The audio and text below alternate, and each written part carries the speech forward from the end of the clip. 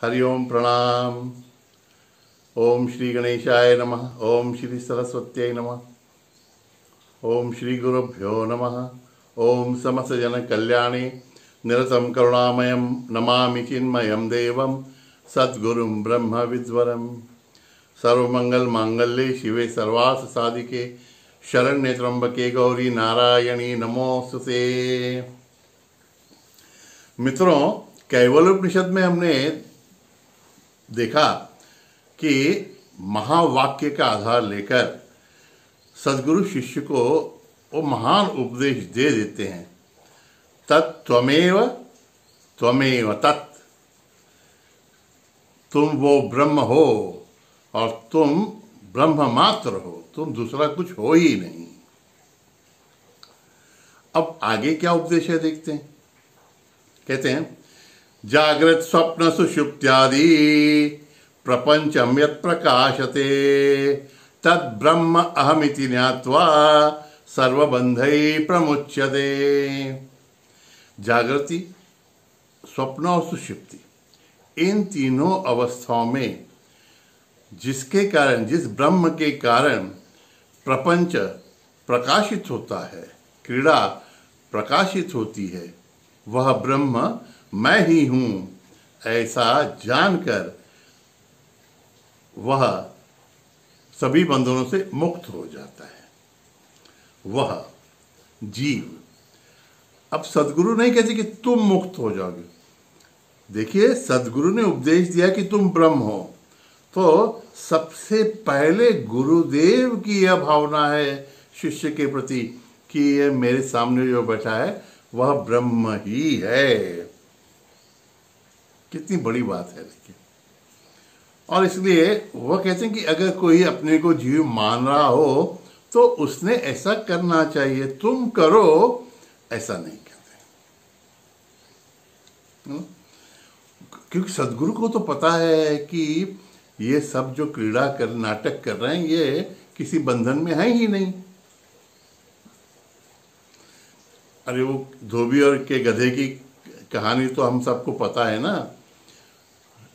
धोबी गधे पर सब कपड़े वगैरह लाद कर रोज नदी पे ले जाता है, फिर कपड़े धोने को जाता है तो उस गधे को रस्सी से बांध देता है एक पेड़ से, और फिर आता है, फिर रस्सी खोलता है और कपड़े फिर उस पर लादता है लेके आता। एक दिन वो धोबी जो है वो गधे की रस्सी लेके जाना भूल जाता है, तो फिर क्या करे, थोड़े सोच में पड़ जाता है कि अभी गधे को ऐसा ही कैसे छोड़ के जाएं। सोचता रहे तो सामने एक आपके जैसा होशियार आदमी बैठा रहता है। अरे बोलता है, धोबी ये चिंता क्यों कर रहे हो, तुम सिर्फ ऐसे नाटक करो कि उस गधे को रस्सी से तुम बांध रहे हो, पेड़ से बांध रहे हो, ऐसा सिर्फ एक्शन करो। धोबी बोले, उससे क्या होगा। अरे वो तुम करके तो देखो। ऐसे ही एक्शन करता है, चला जाता है। और गधे को लगता है कि हमेशा की तरह उसको बांध के रखा हुआ है, वो दिन भर वैसे ही रहता है। अब शाम को धोबी आता है और फिर उसके कपड़े लाद के उसको लेके जाने लगता है, तो गधा हिलता ही नहीं जगह पे से। अब ये धोबी बोलता है, ये क्या हो गया, ये प्रपंच क्या है और कुछ लीला है क्या। बहुत सोचने लगता है, चिंता में पड़ जाता है। तो सामने वाला आदमी बोलता है, अरे धोबी, तुमने उसको जो रस्सी बांधी है वो खोलो तो सही। धोबी बोलता है, अरे मैंने कोई बांधी ही नहीं है रस्सी, आपको तो पता है। वो बोलता है, मैं जानता हूँ, तुम जानते हो कि रस्सी से कुछ बंधा ही नहीं है, लेकिन इस गधे को ऐसा लग रहा है कि उसको बांधा गया है, तो उसको लग रहा है तो फिर उस रस्सी को फिर से खोलने का नाटक तो करो। धोबी वैसे ही करता है और गधा अपना चलने लगता है। ये गधे जैसी हमारी हालत हो गई है। हमने मान लिया है कि हम बंधन में हैं। अगर मान लिया है तो इस बंधन से मुक्त होने के लिए जो मान रहा है ये सब बंधन को, उसको थोड़ा सा मुक्त होने के लिए साधना करनी पड़ेगी। और हम मुक्त हैं कि नहीं, हम बंधन में है कि नहीं, इसके बारे में सोचने का।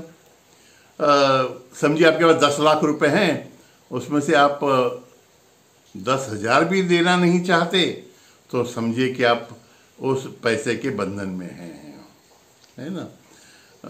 पड़ोसी 4 घर छोड़ के 5वें ब्लॉक में किसी को बुखार आ जाता है तो आपको बुरा लगता है? थोड़ा लगता होगा। लेकिन आपके घर में ही किसी को बुखार आ गया तो कितना बुरा लगता है। तो समझ लीजिए कि अपने कुटुंबियों के बारे में आपको बंधन है। या समझिए फिर आपको ही बुखार आ गया तो आप कितने त्रस्त हो जाते हैं। तो समझिए कि आप आपके शरीर के बंधन में हैं। आपका मन उदास हो जाता है तो आप भी उदास होकर बैठते हैं कि तो समझ लीजिए कि आप भी आपके मन के बंधन में हैं। और अगर आप बंधन में हैं तो इन बंधनों से मुक्त होने के लिए आपको क्या करना पड़ेगा, क्या करना चाहिए, इस बारे में सदगुरु 5-6 मंत्र देते हैं। उनका हमें माने मैं तो करूँगा, क्योंकि हमें तो हमेशा अभी भी लग रहा है कि हम मुक्त नहीं हैं। तो जिनको लगता है कि अभी मुक्ति की और आवश्यकता है, उन्होंने इन 5-6 मंत्रों का रोज चिंतन करना है। तो पहला उसमें का ये मंत्र हो गया, जागृत स्वप्न सुषुप्त्यादि प्रपंचम यत् प्रकाशते तद ब्रह्म अहमिति ज्ञात्वा सर्वबंधै प्रमुच्यते। सिर्फ ये श्लोक बोलना नहीं है, इसका भावार्थ भी हमको देखना है। क्या कि जागृत अवस्था में या सपने में या सुषुप्ति में मुझे जो भी अनुभव आ रहे हैं, मैं वो अनुभव लेने वाला नहीं हूँ। क्योंकि अनुभव किसको आ रहे हैं? शरीर को आ रहे हैं, मन को आ रहे हैं, बुद्धि को आ रहे हैं। और उनके इन अनुभवों को प्रकाशित करने वाला, उनको ये सब अनुभव दिखाने वाला चैतन्य कौन है? मैं हूँ। अगर मैं ये दिखाने वाला हूँ तो इस दृश्य से मैं कभी भी लिप्त नहीं हो सकता। दिखाने वाला बोले या देखने वाला बोलिए, है ना। तो इस शरीर की व्याधियों को अगर मैं देख रहा हूँ तो मैं इनसे अलग हूँ। एक बात ध्यान में रखें, इस प्रकार की साधना से या सिद्ध होने के बाद भी, हम ब्रह्म हैं ये जानने के बाद भी, ऐसी कोई भी गारंटी नहीं है कि हमको कोई आधी व्याधि नहीं होगी। क्योंकि हम तो ब्रह्म हो गए, लेकिन इस शरीर ने पिछले जन्मों में जो कर्म किए थे, उन कर्मों का फल तो इस शरीर को भोगना ही है। और उस भोग से, उस प्रारब्ध से अगर हम भागने का प्रयत्न करें तो उस प्रारब्ध को पूर्ण करने के लिए शायद संभवतः फिर से जन्म लेना पड़े।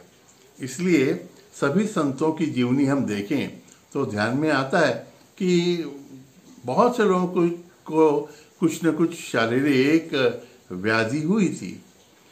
हमारे ठाकुर जी जो हैं, रामकृष्ण परमहंस जी को गले का कैंसर हो गया था। तो सभी लोग कहते थे कि आप देवी माँ को कहो ना इसे आपको छुटकारा देने के लिए।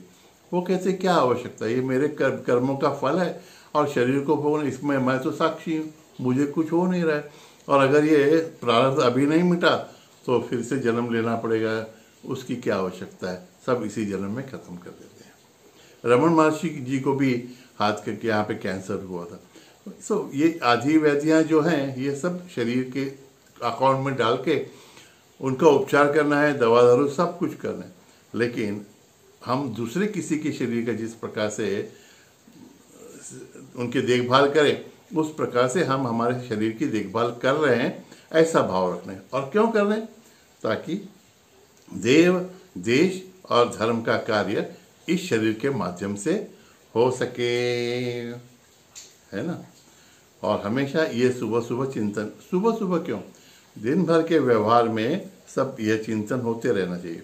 और ये समझ, इसके बारे में बहुत अभी स्पष्टीकरण देने की आवश्यकता नहीं, सिर्फ एक याद दिला देते हैं कि सपने में जो कुछ भी हुआ वह जागृत अवस्था में पता चलता है कि वह सब तो झूठा था। वैसे ही जागृत में जो कुछ हो रहा है वह भी सब मिथ्या है। ये हम तुरीयावस्था में जाकर जान सकते हैं। और तुरीयावस्था जो है वो इसकी चतुर्थ अवस्था है। तो वो तुरीयावस्था क्या है कि हम जान जाएं कि जो दिख रहा है वो नाम रूप का जग है, उसके अतीत जो है सच्चिदानंद स्वरूप वही सत्य है। तो हमारा व्यवहार भी अगर बाहर के नाम रूप के अनुसार हो तो भी हमारे अंदर की भावना सच्चिदानंद परमात्मा रूप को ही देखते हुए होनी चाहिए। तो ये मंत्र भी आपको याद हो जाए तो अच्छा है, आपके लिए नहीं और किसी को समझाने के लिए। जागृत स्वप्न सुषुप्त्यादि प्रपंचम यत् प्रकाशते तद ब्रह्म अहमिति ज्ञात्वा सर्वबंधे प्रमुच्यते। All the best. Hari Om. Om तत्सत। नारायण नारायण नारायण।